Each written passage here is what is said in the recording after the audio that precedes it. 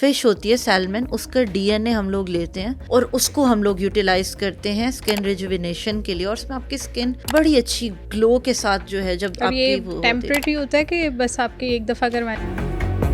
महनूर ब्लोच तो बूढ़ी नहीं हुई। महनूर ब्लोच जैसे स्किन आप दे सकती हैं। देखिए केयर बड़ी इंपॉर्टेंट होती है, और केयर ये नहीं कि आप 25-30 साल के होंगे आपने तभी स्टार्ट करनी है। स्किन केयर तो 6 माह से ही स्टार्ट होती है। जो आप क्या समझती हैं मेरी स्किन को देख के कि आपको इस ट्रीटमेंट की ज़रूरत है? कोई भी पेशेंट जब आता है ना, हमारे मुल्क में ये बहुत ट्रेंड है कि जिसका जो दिल करता है वो जाके करवा लेता है। एक्नी के बाद कौन से नॉन सर्जिकल ट्रीटमेंट्स की तरफ हम जा सकते हैं? बहुत सारे लोग माइक्रो नीडलिंग करवा लेते हैं एक्टिव एक्नी के साथ, जो कि समटाइम्स बहुत डेंजरस होता है। आपको माइल्ड टू मॉडरेट एक्नी है या आपको कॉमेडॉन्स बहुत ज्यादा है, ब्लैक हेड्स व्हाइट हेड्स, तो we can go for hydra facial. आपके पास कोई ऐसा वर्स्ट केस आया हो जो आपने डील किया हो और उसकी स्किन बहुत ज़्यादा डैमेज हो चुकी हो? मेरे पास ऐसे केसेस भी आए हैं कि इतनी थी कि वो लाइक अगर उसके साथ दुपट्टा या बाल भी टच करते थे तो they start bleeding. Facial treatments लेते हैं, उनका हमारी बॉडी पे, हमारे फेस पे साइड इफ़ेक्ट्स क्या हैं? Bleach is not for your skin, क्योंकि उससे आपकी स्किन पे पिगमेंटेशन बहुत ज़्यादा हो सकती है और डैमेज बहुत ज़्यादा हो सकता है। उन्होंने वेट लॉस के लिए एक मखसूस टैबलेट ली और वो टैबलेट जो है 4-5 मंथ्स लेते गए और लेने के बाद क्या हुआ, उनकी आईसाइट डैमेज हो गई। जहाँ वेट लॉस होना है वहाँ पे बर्डन आपकी किडनीज पर आना है। पहले वक्तों में कहाँ ये अंडर आर्म्स और अंडर लेग्स भी लेजर्स वगैरह नहीं होती थी, लेकिन अब ये भी बहुत कॉमन है। इस एपिसोड में डॉक्टर सदफ काशिफ, जो कि एक डर्मेटोलॉजिस्ट हैं और पिछले 15 साल से वो इस चीज़ की प्रैक्टिस कर रही हैं, वो आपको बताएंगे रंग गोरा करने से लेके आपके स्किन पे निशान तक कैसे ख़त्म हो सकते हैं। तो इस एपिसोड को एंड तक लाजमी देखें। आज हमने ना स्किन से रिलेटेड बहुत सारे छोटे छोटे इश्यूज़ को एड्रेस करना है। जैसे एक्नी हो जाती है, हमारी स्किन बहुत ज़्यादा डार्क हो जाती है, पिगमेंटेशन हो जाती है, तो इसके लिए हम डिफरेंट ट्रीटमेंट्स पे जाते हैं। तो मेरा आपसे जो सबसे पहला सवाल है वो ये है कि हमारी स्किन के नॉन सर्जिकल ट्रीटमेंट्स कौन कौन से होते हैं? नॉन सर्जिकल प्रोसीजर्स में हमारे पास अब तो माशाल्लाह मल्टीपल प्रोसीजर्स पाकिस्तान में आ चुके हैं, जिसमें हमारे पास फिलर्स हैं, बोटॉक्स हैं, लिक्विड राइनोप्लास्टी है, हम लोगों के पास हाइड्रा फेशियल है, हम लोगों के पास कार्बन स्पेक्ट्रा फेशियल है, ऑक्सीजनो फेशियल है, CO2 लेज़र्स हैं, RF फेस लिफ्टिंग है, हमारे पास डिफरेंट इंजेक्टेबल्स फॉर लाइपोलिटिक इंजेक्शंस है, लेमनिना बॉटल है, PRP है, एक्सोसोम्स हैं। तो आई थिंक ये लिस्ट तो बहुत बड़ी है। अच्छा, ये तो ऐसे सारे नाम हैं जिनमें से बहुत सारी चीज़ों का तो मुझे खुद भी नहीं पता। तो हम वन बाय वन इन पे चलते हैं और देखते हैं कि इनसे फ़ायदा क्या होता है, किस एज से स्टार्ट करने चाहिए। तो आप मुझे ये बताएं कि मेरी स्किन है आपके सामने, तो आप क्या समझती हैं कि मैं अपने से स्टार्ट कर लेती हूँ, आप क्या समझती हैं मेरी स्किन को देख के कि आपको इस ट्रीटमेंट की ज़रूरत है? कैसे डायग्नोस्टिक कैसे होता है? अच्छा देखिए, सबसे पहले हम इस पे बात करते हैं कि कोई भी पेशेंट जब आता है ना, हमारे मुल्क में ये बहुत ट्रेंड है कि जिसका जो दिल करता है वो जाके करवा लेता है, Exactly. Which is very unfortunate. और उसका बड़ा रीज़न जो है ना, वो 2 रीज़न्स अगर मैं आपको दूं। एक, ये क्वैक्स बहुत ज़्यादा हो गए हैं, आपको नहीं पता आप जिसके पास जा रहे हैं वो क्वालिफाइड है भी या नहीं है। और दूसरा रीज़न, सोशल मीडिया ने इतना क्रेज़ क्रिएट कर दिया लोगों में कि वो बस देखते हैं सोशल मीडिया पे एक प्रोसीजर और उनको होता है कि बस हमने करवाना है, वो सोचते भी नहीं कि उनकी स्किन पे वो सूट भी करेगा या नहीं। अब अगर हम आपकी स्किन को एज एन एग्जांपल लेते हैं तो माशाल्लाह आपकी स्किन पे we don't have any science of ageing और एनीथिंग लाइक दैट, तो we don't need any botox, any fillers और any kind of invasive procedure. हम आपकी स्किन में हमारे जो बेसिक प्रोसीजर्स होते हैं, जैसे हम लोगों के पास बहुत अच्छा प्रोसीजर है हाइड्रा फेशियल। जैसे आपका एक प्रोफेशन है, आपने डेली मेकअप वेयर करना है, आपको डेली बाहर जाना है, तो आपकी स्किन को क्लिनजिंग और हाइड्रेशन की ज़रूरत है। क्योंकि मैं अभी ऑफ कैमरा भी देख रही थी आपकी स्किन थोड़ी ड्राई हो रही थी, तो यू नीड हाइड्रेशन। तो hydra facial is a very good procedure, आप उस पर जा सकती हैं। Then we have carbon spectra, जिसको हम हॉलीवुड फेशियल भी कहते हैं। इसके हमें मल्टीपल फ़ायदे होते हैं, आपके डार्क स्पॉट्स को लाइटन करता है, आपकी पिगमेंटेशन है उसको कवर करता है, आपके ओपन पोर्स को क्लोज करता है, आपके ऑयल को बैलेंस करता है स्किन में।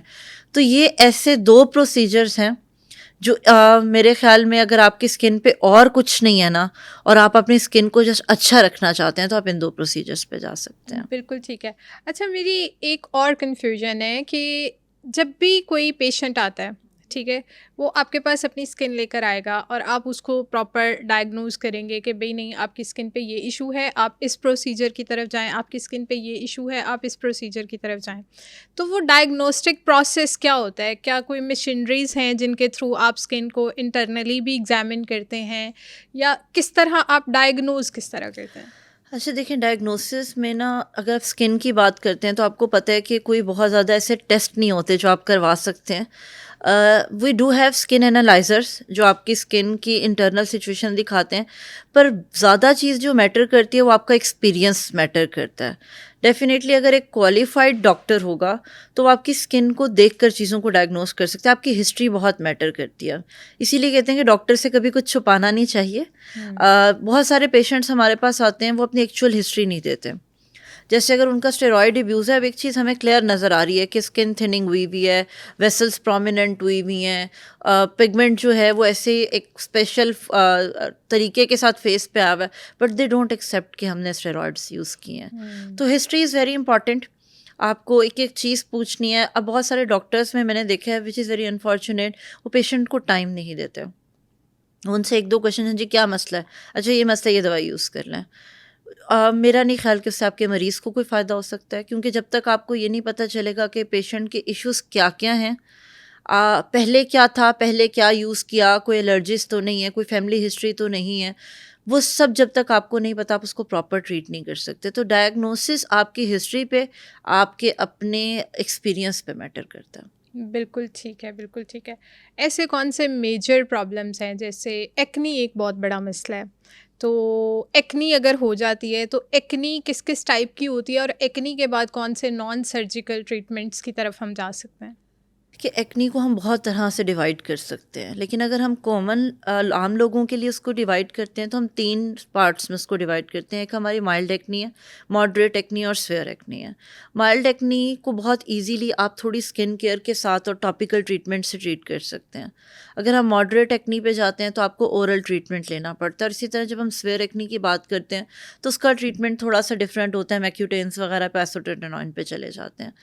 अगर हम एक्नी में नॉन सर्जिकल ट्रीटमेंट्स की बात करें तो देखें, मैं पर्सनली मेरी पेशेंट्स को ये रिकमेंडेशन होती है कि जब तक आपकी एक्टिव एक्नी है आप किसी भी प्रोसीजर की तरफ ना जाएं। हम जितना भी कहें कि ये नॉन इन्वेसिव प्रोसीजर है, स्टिल कहीं ना कहीं वो आपके स्किन के बैरियर के साथ प्ले कर रहा है ना। फॉर एग्जांपल, बहुत सारे लोग माइक्रो नीडलिंग करवा लेते हैं एक्टिव एक्नी के साथ, जो कि समटाइम्स बहुत डेंजरस होता है। आपका वो इन्फेक्शन बाकी स्किन में भी स्प्रेड कर जाता है। हाँ, देर आर सम पील्स, जैसे हमारे पास सैलिसिलिक एसिड पील है, which is good for acne, क्योंकि एक्नी में बेसिकली क्या होता है कि आपके पोर्स क्लॉग होते हैं, आपको एक इन्फेक्शन हुआ होता है, आपके जो वाइड ओपन पोर्स होते हैं उनमें ऑयल या कुछ आपकी डस्ट वगैरह जो है वो उसने उसको बंद किया हुआ होता है। तो जब हम सैलिसिलिक एसिड अप्लाई करते हैं तो बेसिकली आप उन पोर्स को क्लियर कर रहे होते हैं। तो we can go for salicylic acid peels, but वो अगेन डिपेंड करता है कि एक्नी किस टाइप की है, एक्नी का पीछे रीज़न क्या है। ठीक है, और इसी तरह हम लोगों के पास अगर आपको माइल्ड टू मॉडरेट एक्नी है या आपको कॉमेडॉन्स बहुत ज़्यादा हैं, ब्लैक हेड्स, वाइट हेड्स, तो we can go for hydra facial.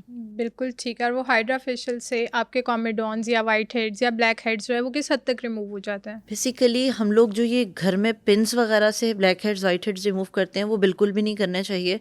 जब हम हाइड्रा फेशियल करते हैं तो उसके अंदर एक स्पेशल पार्ट होता है जिसके अंदर, जिसको हम स्क्रबर बोलते हैं, वो आपके ब्लैक हेड्स, वाइट हेड्स को रिमूव करता है। मैं ये नहीं कहती कि वो 100% करता है, लेकिन वो आपकी स्किन को 70% तक क्लियर कर देता है। हाइड्रा फेशियल में क्या क्या प्रोसीजर है जो फॉलो किया जाता है जिसके बाद हमें फौरी तौर पर ग्लोइंग इफ़ेक्ट आता है, और वो कितनी देर तक वो इफ़ेक्ट रहता है हमारे फेस पे? हाइड्रा फेशियल्स हमारे पास इस वक्त 2 तरह के ज़्यादातर जो चल रहे हैं, 7 in 1 एंड 14 in 1। 7 in 1 में कुछ बेसिक स्टेप्स बस होते हैं। Better is to go for 14 in 1, क्योंकि वो ज़्यादा डीपली आपकी स्किन को क्लीन करता है। उसके अंदर सबसे पहले जब मैं अपने क्लिनिक पर ये प्रोसीजर करवाती हूँ तो सबसे पहले तो ये ज़रूरी है कि आपकी हाइजीन, प्लीज़ मैं आपके चैनल के तवसत से भी लोगों को कहना चाहूँगी, अभी आजकल हाइड्रा फेशियल 1000 और 1500 में भी हो रहे हैं, पर आप उनकी हाइजीन देखें तो अगर मेरे जैसा बंदा हो या शायद आपके जैसा, वो कभी वहाँ पर जाके अपने फेस को हाथ लगवाना भी पसंद ना करे, पर लोग करवा रहे हैं सिर्फ इसलिए कि वहाँ पैसे कम हैं। अगर आपको करवाने का शौक है, आप थोड़ा-सा ज़्यादा पे करें, पर अपनी स्किन के साथ ना खेलें, क्योंकि आपकी पर्सनैलिटी, आपकी बॉडी का मेजर ऑर्गन आपकी स्किन है। हाइड्रा फेशियल में सबसे पहले जब मेरे पास कोई आता है, अगर उसने कोई मेकअप वेयर किया है या नहीं किया, मैं सबसे पहले उनके फेस की क्लिनजिंग करवाती हूँ, ताकि कोई डस्ट, कोई ऐसी चीज़ जब हम लोग प्रोसीजर स्टार्ट करें तो उनकी स्किन में ना जाए। देन हम लोग एक फिज़िकल स्क्रब के साथ उनकी स्क्रबिंग करवाते हैं। उसके बाद जब हम नेक्स्ट स्टेप पे जाते हैं तो उसके अंदर एक सकर होता है, जिसने आपकी इम्प्योरिटीज़ को सक करना होता है, प्लस आपके स्किन के अंदर डिफरेंट सीरम्स जो हैं वो इंजेक्ट करने होते हैं। उस स्टेप के बाद फिर हम स्क्रबर यूज़ करते हैं, आपके जितने वाइट हेड्स, ब्लैक हेड्स और इम्प्योरिटीज़ हम उनको रिमूव कर देते हैं। फिर उसके अंदर मल्टीपल हमारे पास लिफ्टिंग प्रोब्स आते हैं, कूलिंग प्रोब आते हैं, आपका फेस अल्ट्रासाउंड होता है, आपका आई अल्ट्रासाउंड होता है, और एंड पे हम लोग एक अच्छा मास्क अप्लाई करके तो पीडीडी लाइट अप्लाई करवा देते हैं, ताकि आपकी स्किन में एब्जॉर्प्शन ऑफ प्रोडक्ट्स और इंग्रेडिएंट्स अच्छे हो जाएँ। बिल्कुल ठीक है। और इसका इफ़ेक्ट कितने टाइम तक रहता है? लाइक हमें कितने टाइम के बाद हाइड्रा फेशियल की दोबारा ज़रूरत इट पड़ेगी? डिपेंड्स आपकी एक्टिविटीज़ पे, डेली लाइफ की। अगर आप बहुत ज़्यादा बाहर जाते हैं, आप बहुत ज़्यादा मेकअप वेयर करते हैं, आप वर्किंग वीमेन हैं या मेल हैं, तो 2 वीक्स के बाद आप करवा सकते हैं, अदरवाइज़ 1 मंथ इज़ ओके। ठीक है, ठीक है। डॉक्टर सदफ़, एक चीज़ और बताएँ कि आपके पास कोई ऐसा वर्स्ट केस आया हो एक्ने का, जो आपने डील किया हो और उसकी स्किन बहुत ज़्यादा डैमेज हो चुकी हो, बेशक वो क्वैक्स के पास जाने की वजह से हो गई हो, या डिफ़रेंट किस्म के हम बहुत सारे जो ट्रीटमेंट्स हैं ना, वो खुद घर बैठ के भी कर रहे होते हैं, उसकी वजह से हो गई हो, तो वो कौन से केसेस थे? मेरे पास ऐसे एक नहीं मल्टीपल केसेस हैं। मेरे पास ऐसे केसेस भी आए हैं कि इतनी स्वेयर एक्नी थी कि वो लाइक अगर उसके साथ दुपट्टा या बाल भी टच करते थे तो दे स्टार्ट ब्लीडिंग। इस हद तक स्वेयर केसेस, और बाद में उनकी स्कारिंग, स्पॉटिंग, उसके साथ मेरे पास मल्टीपल पेशेंट्स रहे हैं। और अल्हम्दुलिल्लाह अल्हम्दुलिल्लाह उनमें से मैं ये कहूँ कि 99% पेशेंट्स टोटली मेरे पास से ट्रीट होकर गए हैं। 1% कोई ऐसे हैं जो उनको कोई बताता है कि नहीं ऐसे नहीं ऐसे कर लो, ऐसे नहीं ऐसे कर लो, तो वो अपने रूट से हट जाते हैं। अदरवाइज़ अल्हम्दुलिल्लाह दे गेट ट्रीटेड। बिल्कुल ठीक है। तो एक्ने के लिए पीआरपी भी किया जाता है? नहीं, मैं बिल्कुल सजेस्ट नहीं करती कि आप एक्नी के लिए कुछ भी इंजेक्टेबल हम एक्नी में नहीं करते, क्योंकि आप स्किन को डैमेज कर रहे हैं, आप इन्फेक्शन को और इन्वायरमेंट दे रहे हैं स्प्रेड करने के लिए। तो we don't go for PRP. PRP का पर्पज़ क्या है? पीआरपी का देखिए पीआरपी हमारे भी पास इटसेल्फ एक नॉन सर्जिकल ट्रीटमेंट है ना? जी, लेकिन इसका पर्पज़ क्या है? इट्स अ बिट इन्वेसिव ना। इसके अंदर आप कुछ इंजेक्ट कर रहे हैं स्किन के अंदर। पीआरपी का बेसिक मकसद देखिए आपकी स्किन रिजुविनेशन के लिए होता है। अगर हम फेस पे कर रहे हैं तो स्किन रिजुविनेशन है, और अगर हम स्कैल्प पे कर रहे हैं तो आपके हेयर फॉलिकल्स को एक्टिवेट करके आपके हेयर फॉल को कम करना ज़्यादा इसका पर्पस होता है as compare to hair regrowth. अच्छा, इससे हेयर रीग्रोथ भी नहीं होती? कुछ हद तक होती है, पर अगर हम ये कहें कि बहुत मैजिकली आपके हेयर वापस आ जाएंगे तो ऐसा पीआरपी में नहीं होता, बट जैस exosomes do work like this. बिल्कुल ठीक है।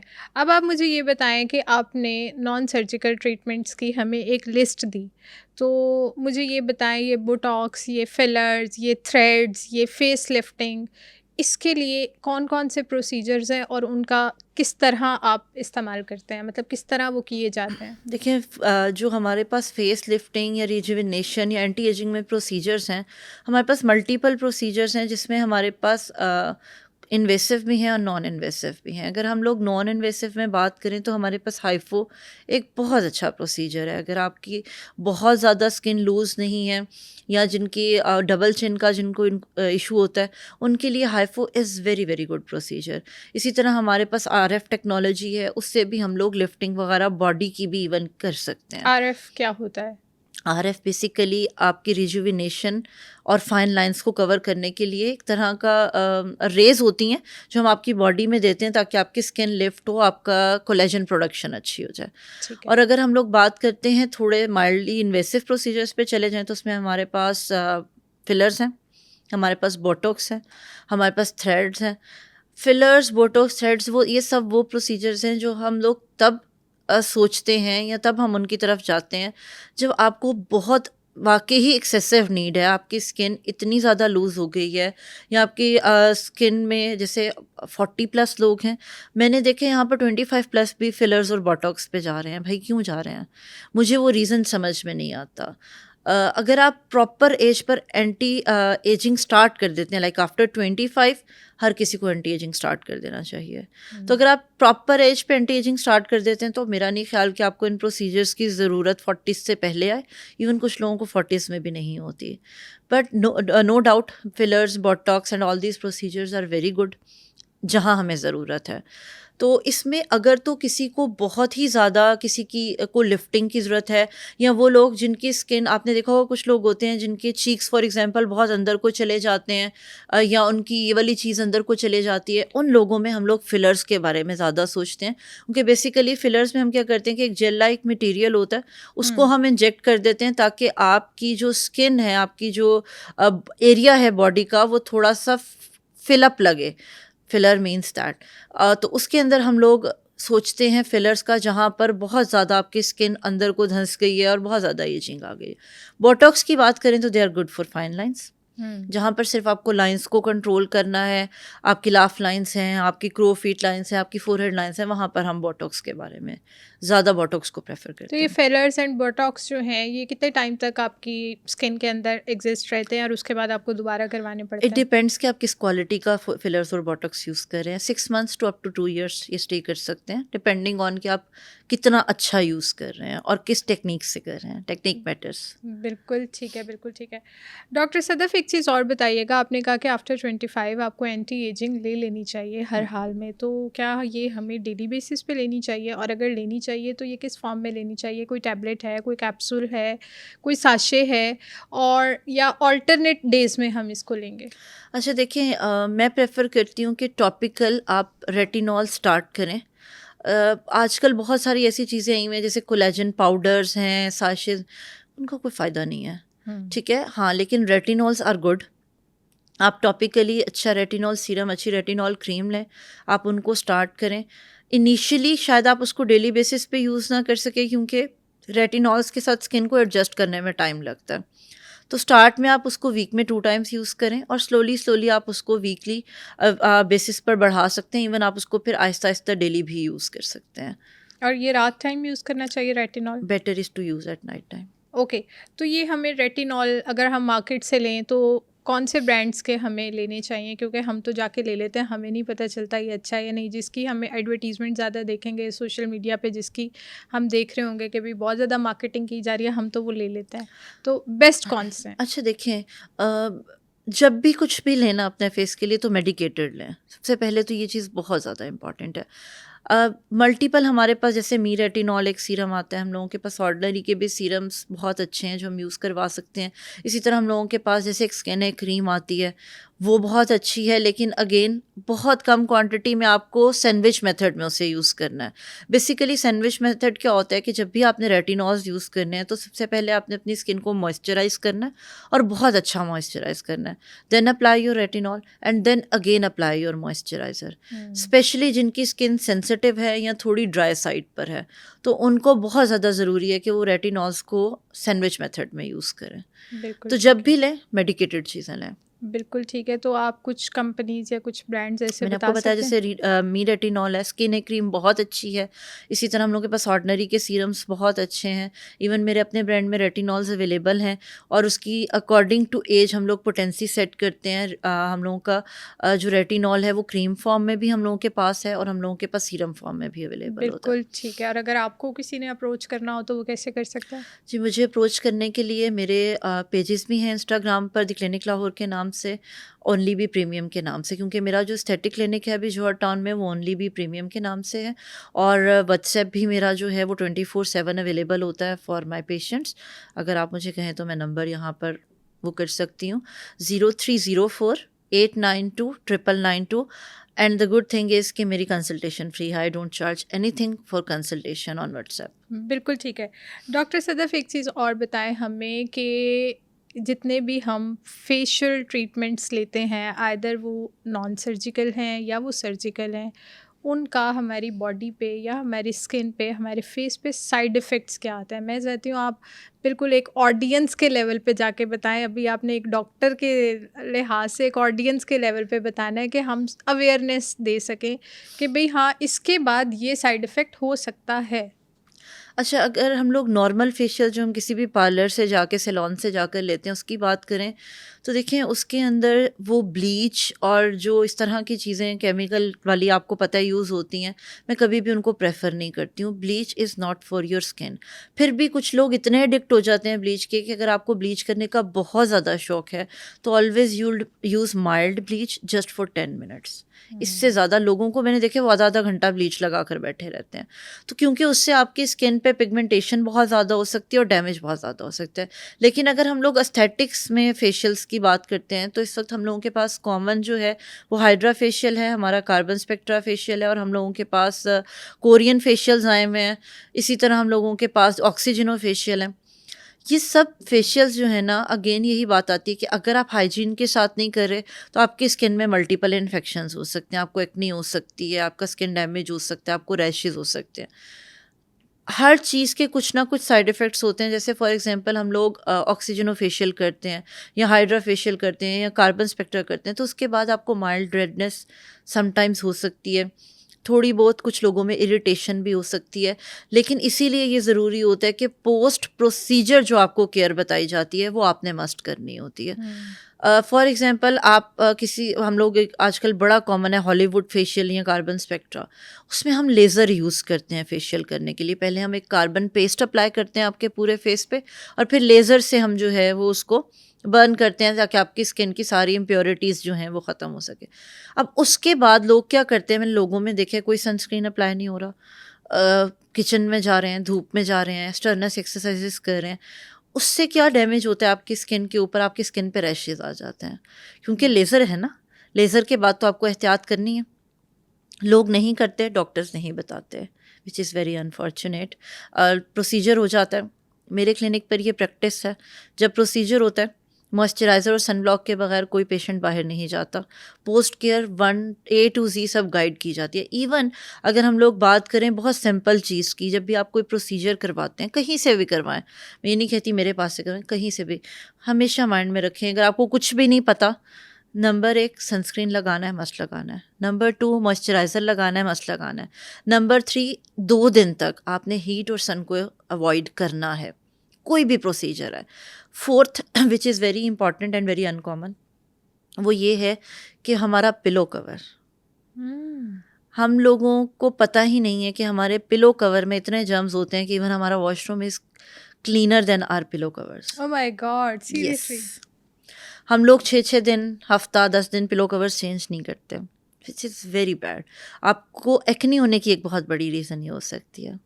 तो आपको स्पेशली प्रोसीजर्स के बाद डेली अपना पिलो कवर चेंज करना है। अदरवाइज अल्टरनेट डे पर रेगुलर ये रूटीन बना लें। आप स्किन केयर कर रहे हैं तो ये रूटीन बना लें, and silk pillow covers are better to be used. तो ये 4 ऐसी केयर हैं जो आपको अगर कोई कुछ भी नहीं बता रहा तो ये कर लें, आपको कोई साइड इफ़ेक्ट्स नहीं होंगे इंशाल्लाह। ये तो हमने फेशियल्स की बात की और प्रोसीजर्स की बात की। जैसे हम PRPs करवा लेते हैं। जैसे मैं आपको एक सिंपल सी एग्जांपल देती हूँ। मेरी सराउंडिंग में एक हैं जानने वाले, उन्होंने वेट लॉस के लिए एक मखसूस टैबलेट ली। मैं अब टैबलेट का नाम नहीं ले रही, ठीक है। एक मखसूस टैबलेट ली, उस उन्हें फौरी तौर पर तो कुछ नहीं हुआ, और वो टैबलेट जो है 4-5 मंथ्स लेते गए, और लेने के बाद क्या हुआ, उनकी आई साइट डैमेज हो गई। और जब डॉक्टर पे गए, एज छोटी, पता चला हुआ क्या जी, आई साइट डैमेज हो गई है। सिर्फ हमने वो टैबलेट ले रहे थे, मतलब खुद से ही हम ब्यूटिशियन बन के, खुद से ही हम डाइटिशियन बन के हमने वो टैबलेट लेना स्टार्ट कर दी, और आई साइट डैमेज हो गई वेट लॉस की वजह से। तो ये जो हम स्किन ट्रीटमेंट्स करवाते हैं, ये जो हम बहुत सारी टैबलेट्स खाते हैं कि हम पतले हो जाएं, हम गोरे हो जाएं, हमारी स्किन ख़राब ना हो, हमारी दाने ख़त्म हो जाएं स्किन से, जो ये सारी चीज़ें कर रहे होते हैं, इनका in the longer run side effects क्या हो सकते हैं? हमारे कौन से ऑर्गन्स इफ़ेक्ट हो सकते हैं इनसे? अच्छा देखें, जब भी हम लोग वेट लॉस की बात करते हैं ना, हम स्टेप बाय स्टेप अगर चलें तो कभी भी वेट लॉस के लिए इस तरह की मेडिकेशंस पे ना जाना बेहतर होता है, क्योंकि हमेशा दिमाग में इस चीज़ को बिठा लें कि जहाँ वेट लॉस होना है वहाँ पे बर्डन आपकी किडनीज़ पर आना है। सबसे पहले एक्सक्रीट कहाँ से होना है, सब कुछ बॉडी से, वो किडनीज से होना है। तो इन द लॉन्ग रन अगर आप अपनी किडनीज को ओवरलोड कर रहे हैं तो आप उसको डैमेज भी कर रहे हैं। तो कोई भी ऐसी टैबलेट लेने से बेहतर है कि आप किसी न्यूट्रिशनिस्ट के पास जाएं, आप अपनी डाइट को कंट्रोल करें, आप थोड़ी बहुत एक्सरसाइज या वॉक अपनी रूटीन में ऐड कर लें। इन टैबलेट्स को और चीज़ों को ऐड करें। लोगों को आजकल आसान लगता है ना कि बस टैबलेट खा ली। हाँ, ईज़ी है ना, खा लो, इंजेक्ट करवा लो, खा लो, इंजेक्ट करवा अच्छा, लो। अभी मैं आपको यहाँ पर ना एक चीज़ ये भी बताऊँ, हमारे पास जैसे इंजेक्टेबल्स में लाइपोलिटिक इंजेक्शंस हैं, लेमन इन अ बॉटल बहुत कॉमन आया हुआ है। अगर मैं व्हाट आपको is lemon in a bottle? Basically ये भी इंजेक्शंस होते हैं जो हम लोग स्पेसिफिक एरियाज़ पर लगाते हैं फ़ैट को रिड्यूस करने के लिए। अब अगर मैं आपको ऑनेस्टी के साथ बताऊँ यहाँ पर सबके सामने, तो इन चीज़ों का तब तक कोई फ़ायदा नहीं होता जब तक आप अपनी डाइट कंट्रोल नहीं करते। हम लोग जाते हैं, हमारा मसला क्या है, हम लोगों ने 25,000 दे दिया डॉक्टर को। अब डॉक्टर आपको इंजेक्शन लगाएगा, उसके बाद फॉर एग्जांपल मैं कहती हूँ कि हमने डबल चिन के लिए लगा दिया, हम उसको इंजेक्शन लगाएंगे, उसके बाद हम कहेंगे देखिए अब आपने प्रोसीजर करवाया, अब आपने ना हफ्ता 1.5 हफ्ता जो है ना ये फलानी एक्सरसाइज करनी है। नाउ द लॉजिक इज़ कि एक्सरसाइज से वैसे ही आपकी फ़ैट कम हो जाएगी। इट्स नॉट दैट इंजेक्शन जिसने काम किया, इट्स योर साइकी। इसी तरह जब हम लोग एक्ने की बात करते हैं, बहुत अफसोस की बात यह है कि हम लोग क्या करते हैं, फॉर एग्ज़ाम्पल आपको एक्ने थी, आपने कोई मेडिकेशन ली, आपकी एक्ने ठीक हो गई। फॉर एग्ज़ाम्पल किसी डॉक्टर ने दी थी आपको, कुछ टाइम बाद आपके बहन को, भाई को, आपके कज़न को आपने कहा मैंने ये दवाई यूज़ की थी, मेरी ठीक तुम हो भी गई कर थी, लो। तुम भी कर लो। और वो हाँ, करते हैं, हाँ। पर आपको नहीं पता आपके एक्ने का कॉज क्या है, आपने एक्ने की टाइप क्या है, आपकी कोई फैमिली हिस्ट्री तो नहीं है, आप पहले क्या यूज़ करते रहे, और वो इवेंचुअली आपको नुकसान दे सकता है। हुँ। हम बात करते हैं आइसोट्रेटिनॉइन के एक्यूटेंस। हम लोग बिला वजह किसी से पूछे बिना स्टार्ट कर देते हैं। हम नहीं देखते मैरिड है, हम नहीं देखते बेबी प्लान करना है, हम नहीं देखते उसकी एज क्या है, हम नहीं देख मैंने यहाँ तक देखा है कि लोग एक्यूटेंस के साथ लेजर्स करवा रहे होते हैं, क्योंकि एक्यूटेन में तो ऑलरेडी आपकी स्किन का बैरियर डैमेज हो जाता है। वो इतनी ड्राइंग इफेक्ट होता है उन टैबलेट्स का कि वो आपकी स्किन का बैरियर डैमेज करते हैं। लोग उसी के साथ लेज़र भी करवा रहे हैं। तो आप जब भी कोई मेडिकेशंस ले रहे हैं, आप ये सोचें कि उसने एक्सक्रीट आपकी बॉडी में कहाँ से होना है, आपकी बॉडी में वो साइड इफ़ेक्ट्स कर सकते हैं। इवन हम प्रोसीजर्स की अगर बात करते हैं, तो जैसे हम लोग इन्वेसिव प्रोसीजर्स हैं, बोटॉक्स है, पीआरपी है, फिलर्स हैं, उसमें टेक्निक बहुत मैटर करती है। आप किसी क्वैक के पास जाके नहीं करवा सकते, आपकी नर्व्स डैमेज हो सकती हैं। इवन यहाँ तक लोगों को हुआ है कि उनके फेस सिमेट्री ख़राब हो गई है, एक जगह फिलर सही हो गया, एक जगह सही नहीं हुआ, अब आप क्या करेंगे? या तो आप वो उसको दोबारा डिज़ोल्व करवाएंगे, हो या आप सकता है। वेट करेंगे कि वो खुद से डिज़ोल्व हो स्लोली बॉडी में ब्रेक डाउन होकर। और यहाँ तक लोगों की फेशियल नर्व्स डैमेज हो सकती हैं।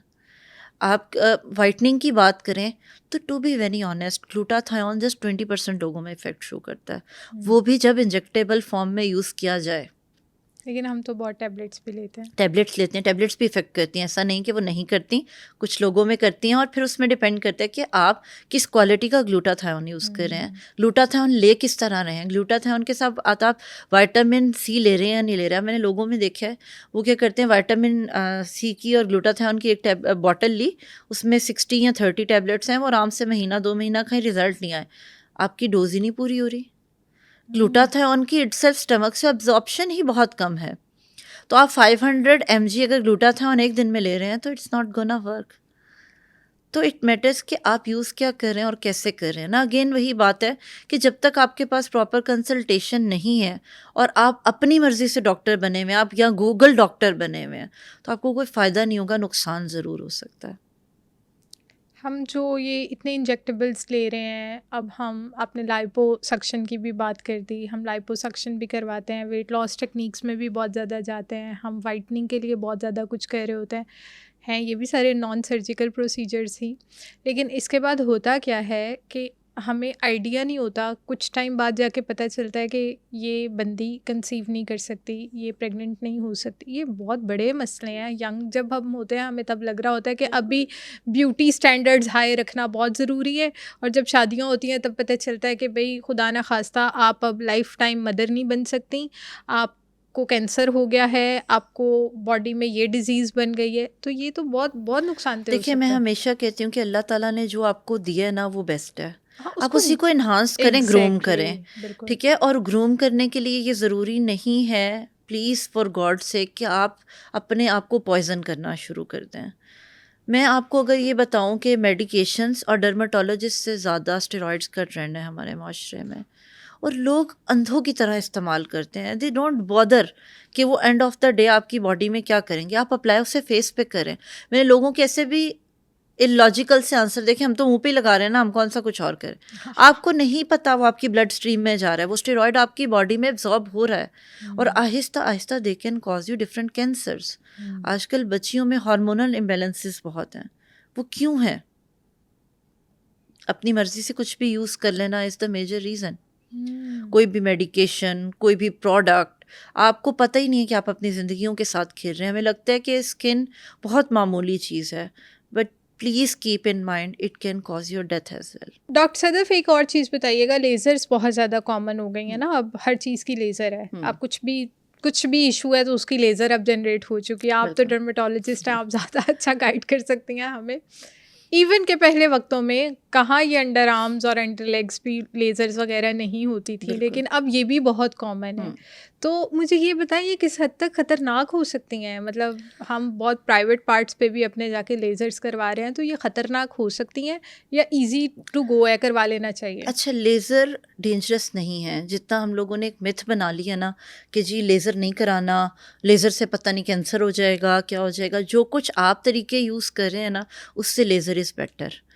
ठीक है, अगेन आप किस एज पे करा रहे हैं और टेक्निक क्या है लेज़र करने की, वो मैटर करती है। तो लेज़र इज़ सेफ़ अनटिल और अनलेस के गलत तरीके के साथ ना किया जाए। मैं आपको इसकी मिसाल देती हूँ। आप लेज़र करवाने जाते हैं, कुछ लोग ना फॉर एग्जांपल फेस लेज़र कर रहे हैं, वो आपके हेयर रेज़र नहीं करेंगे, या कुछ लोग भी नहीं करवाते, उनको लगता है कि इससे ना हमारे बाल ज़्यादा हो जाएंगे, और वो डायरेक्ट हेयर पे ही लेज़र करवाते हैं। तो प्लीज़ कीप इन माइंड, उसका आपको कोई फ़ायदा नहीं होना। उसकी वजह ये कि लेज़र की एक ऑब्वियस सी बात है कि एनर्जी है, उससे आगे वो कुछ नहीं कर सकता। तो वो जितनी एनर्जी है वो बाल को जलाने में ही लग जाती है, वो आपके हेयर फॉलिकल तक नहीं जाती। जब आप लेज़र करते हैं तो हेयर को रेज़र करना ज़रूरी होता है और उससे आपके हेयर ज़्यादा नहीं आते। इसको आप पहले तो माइंड में रखें। दूसरी मैंने बात एक ये दफ़ा करवाई थी, मैं भी डर गई थी जब उसने रेज़र पकड़ी। मैं कहा गॉड से ये काम ना करो, मैं नहीं करवा सकती। ये होता है और ये बहुत सारे लोगों का एक मिसकॉन्सेप्शन है। इवन वैसे भी अगर आप घर में भी आजकल टिंकल रेजर्स और फेशियल रेजर्स आए हुए हैं, अगर आप वो यूज़ करते हैं तो दे आर सेफ। वो आपकी हेयर ग्रोथ को ज़्यादा नहीं करते अनटिल और अनलेस कि आप उनको बेवकूफ़ों की तरह हर डायरेक्शन में नहीं कर रहे, तो आपको नुकसान नहीं देते।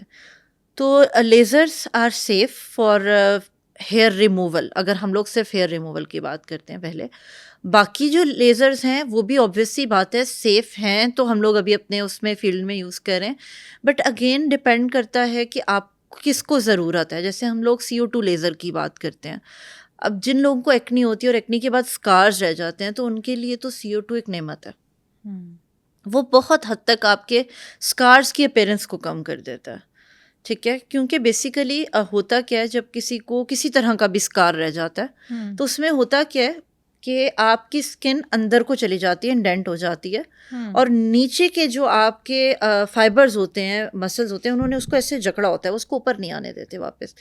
तो हम लोग जब लेज़र करते हैं तो हम इस बॉन्ड को ब्रेक करते हैं, उससे ये स्किन वापस ऐसे हो जाती है और आपकी नीचे न्यू रीजनरेट कर जाता है कोलेजन और आपके स्किन सेल्स जो होते हैं। तो उनके लिए बहुत बड़ी नेमत है CO2।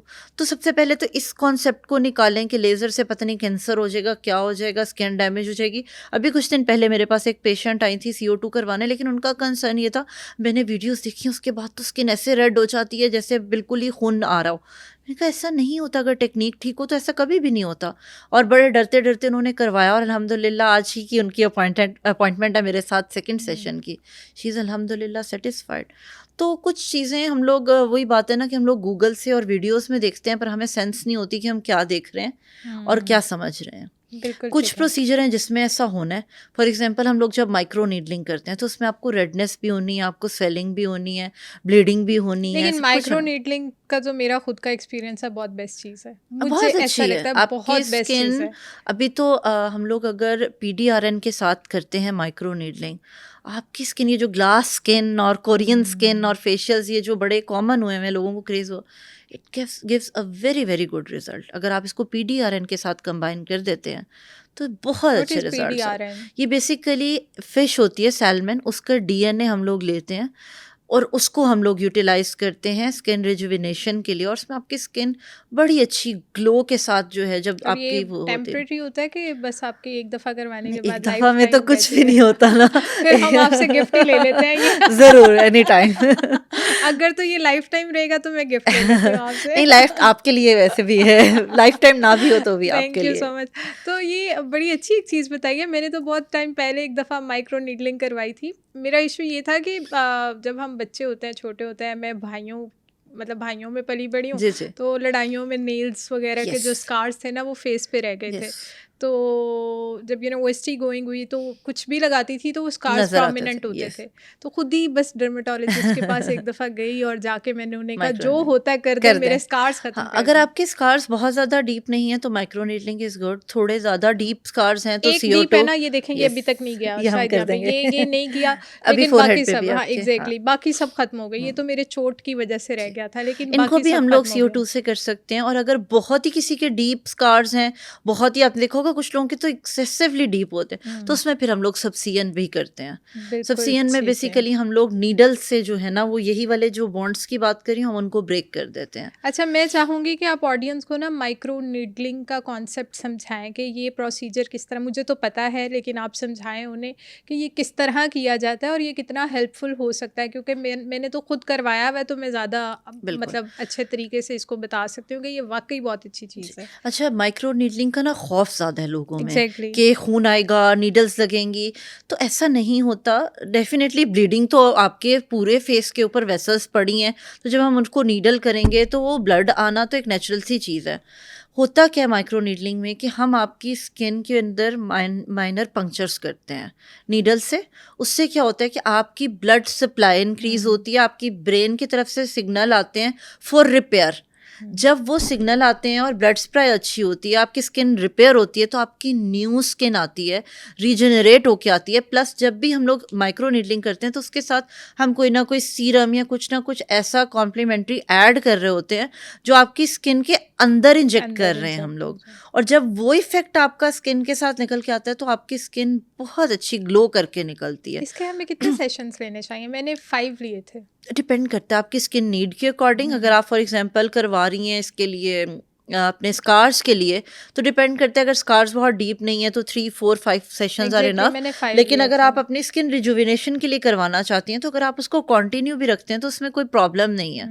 ठीक है, तो वक्ती तौर पे नो डाउट आपको बड़ी हॉरिबल लगती है अपनी अब स्किन दो आफ्टर दिन तो आप माइक्रोनेडलिंग। 2-3 दिन तो आप यस, स्किन नहीं देख सकते, वो इसी रेड तरह होती है, स्वेल पीलिंग होती की है। अगर हम बात करते हैं, हम्म। लोग पीलिंग से बहुत डरते हैं। पीलिंग अगर प्रॉपर वे में की जाए, प्रॉपर टाइम के साथ की जाए, पीलिंग में टाइम बहुत मैटर करता पीलिंग है। फॉर केमिकल व्हाट पील्स में पर्पस? हम लोग आपकी जो स्किन की सुपरफिशियल लेयर है उसको ख़त्म करते हैं, उसको हटा देते हैं, और नई स्किन वहाँ पर फिर आपकी रीजनरेट वाओ। होती है। तो उसके अंदर भी टाइम मैटर करता है कि आप कौन सा पील करें। फॉर एग्जांपल हम ग्लाइकोलिक एसिड पील कर रहे हैं तो एज और स्किन कंडीशन के अकॉर्डिंग हमने कितने मिनट्स के लिए उसको करना है, वो मैटर करता है। उसके बाद भी बड़ी हॉरेबल लगती है, स्किन रेडनेस हो जाती है, स्वेलिंग थोड़ी थोड़ी आपको फील होती है लेकिन माइक्रो वो नहीं, 1 लेकिन एंड ये सब हाफ डे या चीज़ें 2 डेज होता है हार्डली। ये आहिस्ता फिर आपकी स्किन सारी ऊपर से उतरती है, डेड स्किन रिमूव होती है, तो लोग उस चीज़ से ना थोड़ा घबरा जाते हैं। पर जब आपको उसके रिजल्ट्स रिजल्ट्स आते मिलते हैं हैं, ना तो आपको ओ खुश तब कर। मजा आता है, यस, तब माइक्रो मजा आता निडलिंग है। में भी यही है कि 2 4 दिन आपको लगता है कि अभी ये क्या हो गया, लेकिन उसके हम्म। बाद रिजल्ट्स बहुत अच्छे आते हैं। ये जो माइक्रो नीडलिंग जिससे हम करते हैं उसको क्या बोलते हैं, मेरे माइंड से निकल गया। मैंने डर्मा तो वो पेन। Derma yes. पेन, मैंने वो डर्मा पेन खुद ले लिया था, अ क्योंकि मैंने वो जो डॉक्टर कह रहे थे तो मैंने तो उनकी टेक्निक देख ली थी, उनसे थोड़ी समझ ली थी कि अगर मैं कभी ना भी आ सकूं तो क्या ये मैं घर में खुद कर सकती हूँ। तो फिर मैंने खुद भी 2 से 3 दफ़ा किया एंड स्टिल वो डर्मा पेन मेरे पास अच्छा, पड़ा हुआ है, आपने तो कर लेकिन अब लिया है। दोबारा नहीं हाँ, करती, लेकिन अब नहीं नहीं करती। करना हाँ चाहिए, एग्जैक्टली। क्योंकि आपको नहीं पता कि आपने हाथ का प्रेशर क्या रखना है। हम्म। हमें स्किन के अकॉर्डिंग चलना पड़ता है। किसी की सेंसिटिव स्किन है, किसी की डैमेज स्किन है, किसी के स्कार्स हैं, किसी की फाइन लाइंस हैं, किसी को सिर्फ ग्लो के लिए चाहिए। तो आपको क्या प्रेशर रखना है, क्या फ्रिक्वेंसी रखनी अच्छा, है, इसमें वो एक हर चीज़ दफ़ा और सेट मैं करनी क्लियर है। कर दूं कि मेरी स्किन वैसे बहुत नीट एंड क्लीन थी, क्लियर थी। मेरी स्किन पे कभी कोई एक्नी, अल्हम्दुलिल्लाह अल्हम्दुलिल्लाह, अल्हम्दुलिल्लाह, कभी कोई एक्नी, कभी कोई पिंपल, कभी कोई कभी नहीं ऐसी हुआ था। शिकायत नहीं हुई थी। तभी मैंने इतना बड़ा दिल गुर्दा कर लिया कि मैंने खुद कर लिया। हाँ, अगर कुछ ऐसा मेरे साथ होता तो फिर ये पेनफुल है, क्योंकि यस। जब फर्स्ट 2 दफ़ा मैंने जब ये पहले करवाया था माइक्रो नीडलिंग, तो मेरी स्किन उन्होंने प्रॉपर सुन करके किया वो था, तो वो करना ऐसे नहीं पड़ता है, करते। लेकिन यस, जब मैंने खुद घर में किया तो मैं यूज़्ड टू इतनी हो गई ऑब्वियसली, थी कि हाँ, मुझे सुन करने की ज़रूरत नहीं ज़रूरत पड़ी, नहीं पड़ी, तो हाँ, मैं खुद से कर लेती होती बिल्कुल थी। ऐसा ही है। तो ये मैं ऑडियंस को ये नहीं कह रही कि वो खुद से कर लें, ये बिल्कुल। दिल-गुल्दा नहीं करना। हमें नहीं पता हमारी स्किन में पीछे कोई इन्फेक्शन है, यस। कोई एक्नी है, तो वो आपकी बढ़ भी अभी सकती मेरे है। पास रिसेंट ये केस आया था कि उनकी एक्टिव एक्नी थी और मैं डॉक्टर तो नहीं कहूँगी, शायद किसी क्वैक ने उनकी माइक्रो नीडलिंग कर दी विद एक्टिव एक्नी, और ओह माय एक्नी भी कोई गॉड! माइल्ड एक्नी नहीं ओह थी माय उनकी, गॉड! और वो और वर्स हो गई उनकी कंडीशन, और उसके बाद उनकी स्कारिंग और निशान और वो, और अभी उनका ट्रीटमेंट चल रहा है मेरे साथ। तो ये बहुत सारी चीज़ें मैटर करती हैं ना कि प्रोसीजर कब करना है, ये बहुत ज़रूरी है। अच्छा, ये हम माइक्रो नीडलिंग तो इटसेल्फ बहुत अच्छी है कि आप यंग भी रह सकते हो। अगर आप 30s 40s में भी जा रिजुविनेशन रहे है हो ना तो आप बेसिकली, इसको यस। करवाते रहो, तो ये तो आपकी स्किन के लिए बहुत अच्छा है। हमें ये जो जितने भी ट्रीटमेंट्स हैं, ये किस एज तक करवाने स्टार्ट कर देने चाहिए? लाइक 30s में आके स्टार्ट कर दें, 25 में स्टार्ट कर दें, या 35 के बाद स्टार्ट कर दें? कब स्टार्ट करें? अच्छा, इसमें इकरा हर किसी की ना अपनी एज के अकॉर्डिंग देखें, कुछ लोग आपने देखा होगा 40s में भी उनकी स्किन बड़ी यंग होती है, उनको ज़रूरत नहीं ज़रूरत होती नहीं होती। प्रोसीजर। तो इट डिपेंड्स कि आपकी स्किन को कब ज़रूरत है। कुछ लोग आप देखें उनकी 25 में ही स्किन जो है वो लूज़ होना शुरू हो जाती है। तो it all depends on your skin, हुँ। और ये उसी पे फिर डिपेंड करता है आपकी डाइट पीछे क्या चलती रही और आपकी स्किन केयर क्या चलती रही है ना। हुँ। तो इस पे भी डिपेंड करता है स्किन महानूर केयर तो। ब्लोच तो बूढ़ी नहीं हुई। महानूर ब्लोच जैसी स्किन आप दे सकती हैं हमें, हम भी जब 60 70s में जाए हमें आप वाओ स्किन यार। केयर करें तो रहेगी ना। देखिए, केयर बड़ी इंपॉर्टेंट होती है, और केयर ये नहीं कि आप 25-30 साल के होंगे आपने तभी स्टार्ट करनी है। स्किन बिल्कुल। केयर तो 6 माह से ही स्टार्ट हो, बल्कि जब बच्चा पैदा होता है तभी स्टार्ट हो जाती है। हम कहते हैं सोप कौन सा यूज़ करना है, मॉइस्चराइजर कौन सा यूज़ ताशु का करना बताएं, है। आप ताशु को कौन सा सोप यूज़ करवाती हैं, कौन सा मॉइस्चराइज़र यूज़ करवाती हैं? ताशु दिन ब दिन और प्यारी होती जा रही है, गुड़िया बनती जा रही है। मुझे ये वो हकीकतें बता दें ताकि लोग अपने बच्चियों को वही साबुन और वही शैम्पू, बाल उसके इतने अच्छे प्यारे लंबे बाल हैं, स्किन इतनी अच्छी है। ताशु को क्या यूज़ करवाती हैं आप? अच्छा देखें, सब ये तो मैं ज़रूर एड्रेस करना चाहूँगी।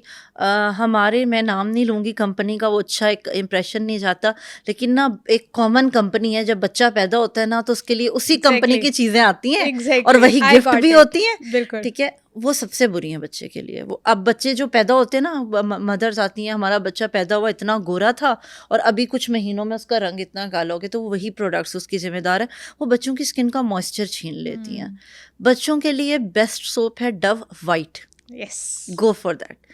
इवन मैं खुद अभी तक वही यूज़ करती हूँ। अच्छा, यहाँ पे मैं एक चीज़ क्लियर करती जाऊँ कि मेरा आपसे राब्ता स्किन से रिलेटेड कोई 7-8 साल यस, पहले हुआ था, और 7-8 साल पहले मुझे डॉक्टर सदफ़ काशिफ़ ने ही कहा था कि फ़ेस वॉश छोड़ दो।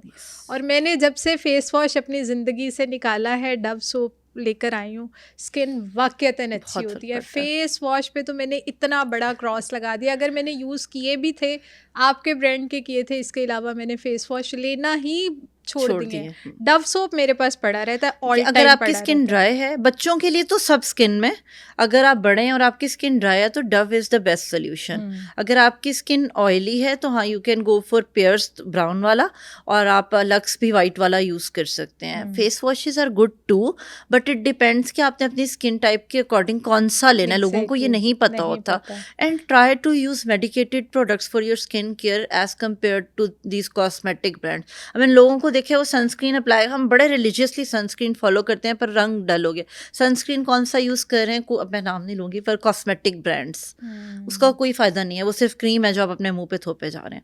तो मेरी रूटीन है, मैं अपने बच्चों के लिए सिर्फ डव सोप यूज़ करती हूँ।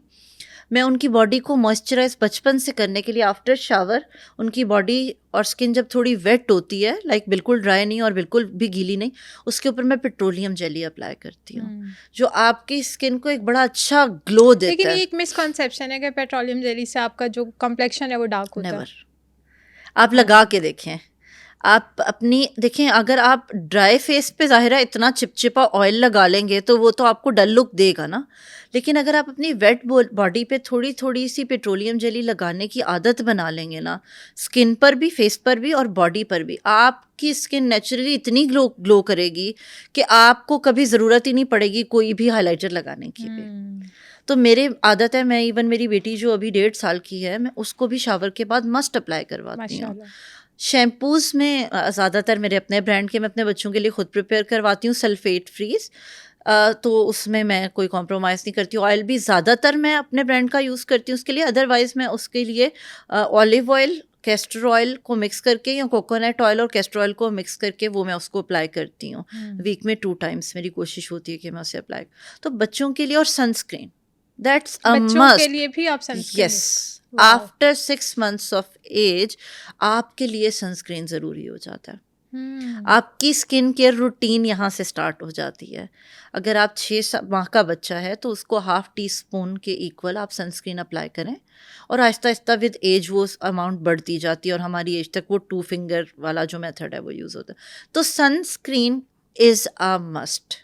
बिल्कुल ठीक है, और यही रीज़न है कि स्किन भी ठीक रहती है, किसी किस्म का कोई प्रॉब्लम नहीं यस आता, और बाल भी, जैसे जी, मैंने अभी बताया कि ताशू के अपने बाल अच्छे हैं, माशा आपके अपने बाल माशाल्लाह अच्छे हैं, तो बाल भी आपके अच्छे रहते हैं। अगर बहुत हम बहुत मैटर करता है। छोटी-छोटी चीज़ें जो हैं वो देखिए ताशू की जैसे स्टाइलिंग बहुत ज़्यादा होती है, हाँ, अब इतनी उस चीज़ हीट यस, लगती है और वो सारे और कुछ उसको स्ट्रेटनिंग मेंटेन कर करने के लिए फिर हमें उन चीज़ों का केयर भी समटाइम्स उसके थोड़ा बहुत ब्लश ऑन्स वगैरह भी लगते हैं, तो उन चीज़ों को कवर करने के लिए मैं हमेशा मैंने उसकी कुछ भी स्किन पे अप्लाई होने से पहले उसकी स्किन पे सनस्क्रीन मस्ट अप्लाई होता है। मैं अपने ब्रांड का सनस्क्रीन उसको लगवा कर घर से लेकर जाती हूँ।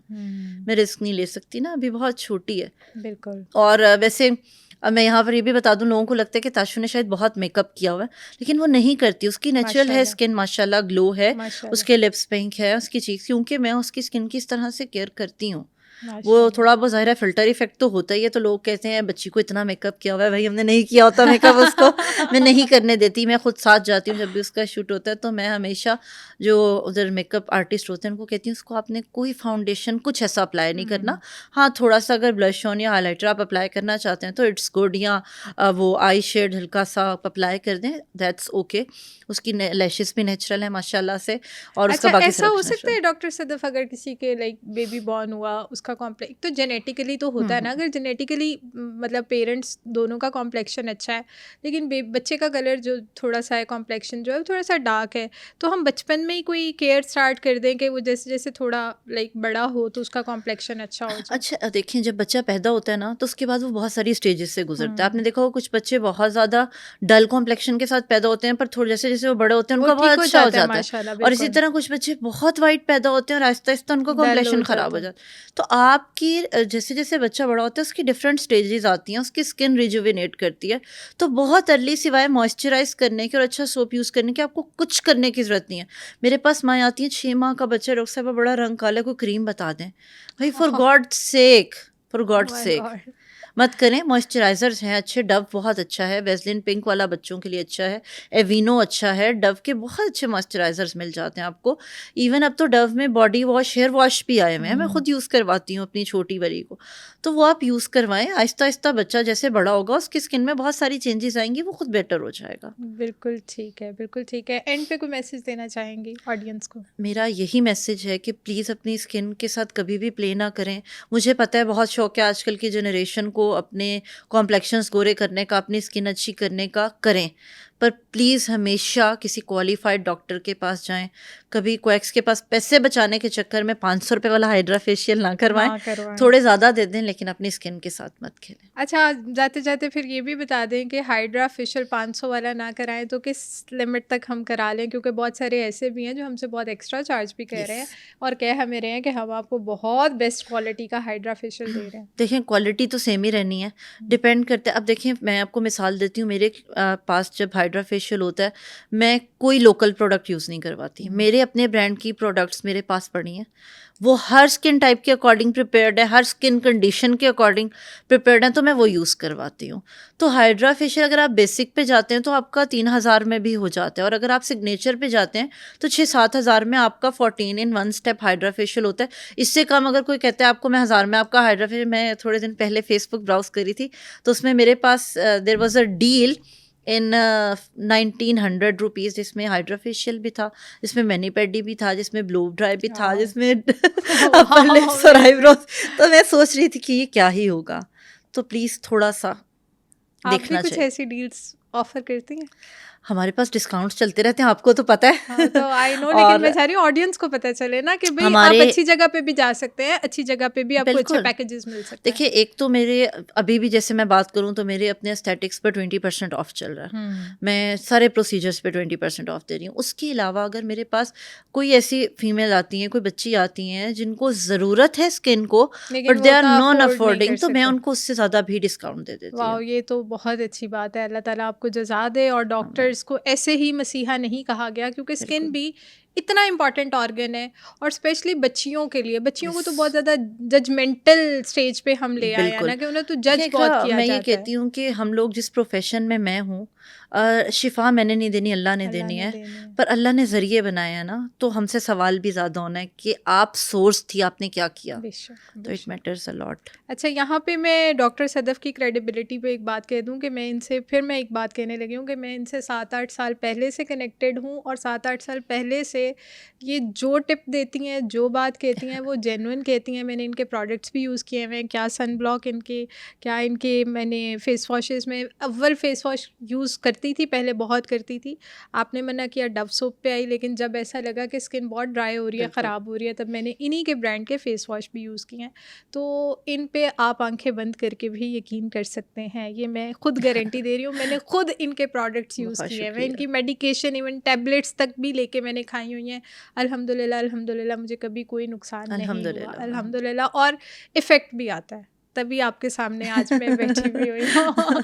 Thank you so much for the thank you. Wonderful session, बहुत मज़ा आया आपके साथ। इंशाल्लाह दोबारा ज़रूर मिलेंगे एक इंशाल्लाह, नए टॉपिक के साथ, नई अवेयरनेस के साथ। डेफिनेटली, इंशाल्लाह। आई होप कि इस एपिसोड ने आपको काफ़ी हेल्प आउट किया होगा कि अगर आपकी स्किन पे कोई भी इशू हो जाता है तो आप उसको कैसे सॉर्ट आउट कर सकते हैं, कैसे उसे ट्रीट कर सकते हैं। अगर इसी से रिलेटेड आपका कोई भी और सवाल है तो आप हमसे कमेंट सेक्शन में पूछ सकते हैं, और साथ ही साथ इस एपिसोड को ज़्यादा से ज़्यादा लोगों में शेयर करें, ताकि आपकी वजह से दूसरे लोगों का भी फ़ायदा हो सके। मैं बहुत ही मेहनत और रिसर्च के बाद डिफरेंट डॉक्टर्स के साथ हेल्थ वाइज कंटेंट बनाती हूँ। अगर आपको मेरा कंटेंट वैल्यूएबल लगता है तो सुनो पॉडकास्ट हेल्थ को सब्सक्राइब करें।